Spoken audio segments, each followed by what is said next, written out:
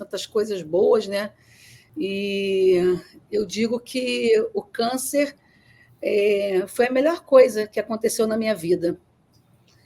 E quando eu falo essa palavra, me emociono também, porque as pessoas falam assim: ah, não foram seus filhos? Claro, meus filhos, né? Minha linda botou agora aí, já botou, mamãe é linda, ela também é linda, mas eu digo que o câncer me deu a oportunidade de ver coisas que eu não tinha visto, que estavam muito próximos, de conhecer pessoas maravilhosas que eu jamais imaginaria de conhecer, pessoas lá na clínica que eu fazia tratamento, de ter novas amizades, de ter continuidade com as amizades fortalecidas.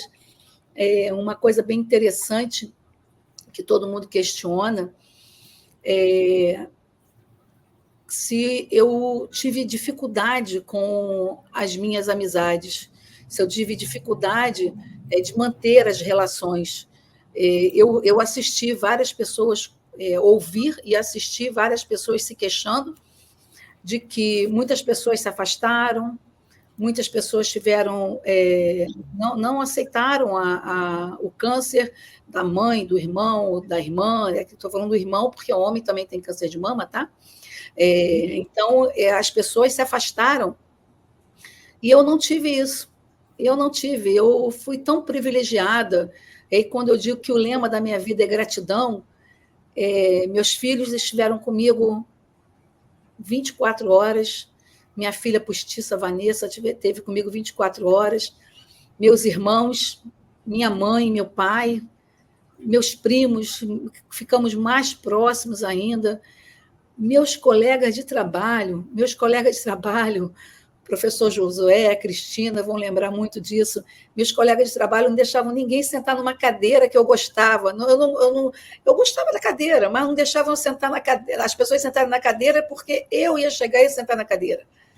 Então, assim, não porque eles não guardavam porque eu tinha câncer, eles guardavam pelo carinho que eles sabiam que eu gostava daquele cantinho, que aquele cantinho era o cantinho que eu fazia minha bagunça, que eu dava o meu bom dia.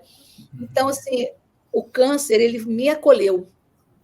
Diferente de muitas pessoas, o câncer me acolheu. Eu tive... uma pergunta que eu fiz, né, quando eu me deparei com o câncer, eu perguntei por quê.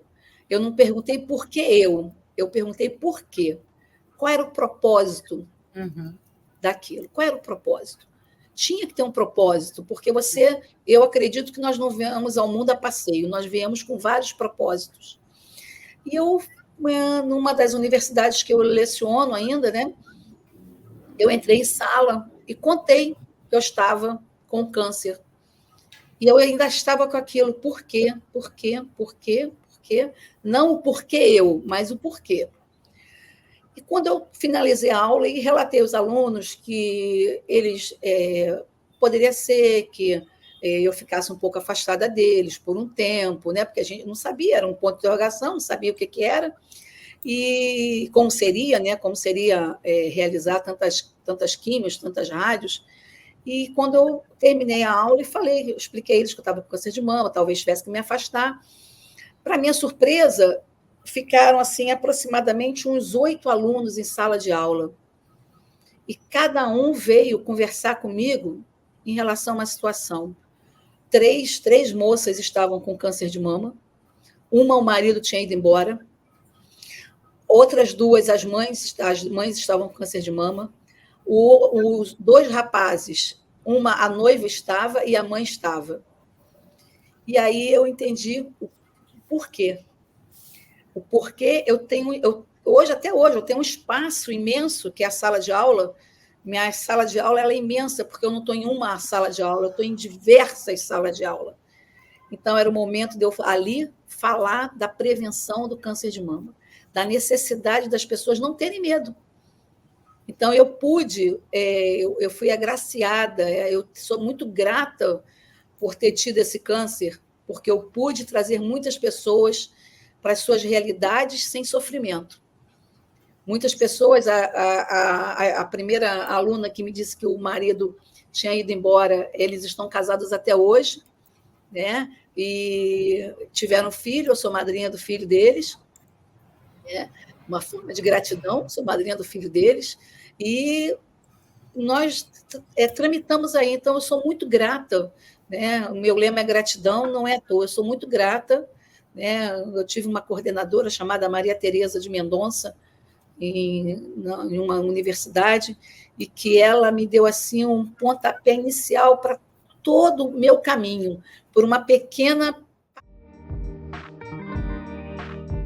Entre no nosso YouTube, Papo Transparente.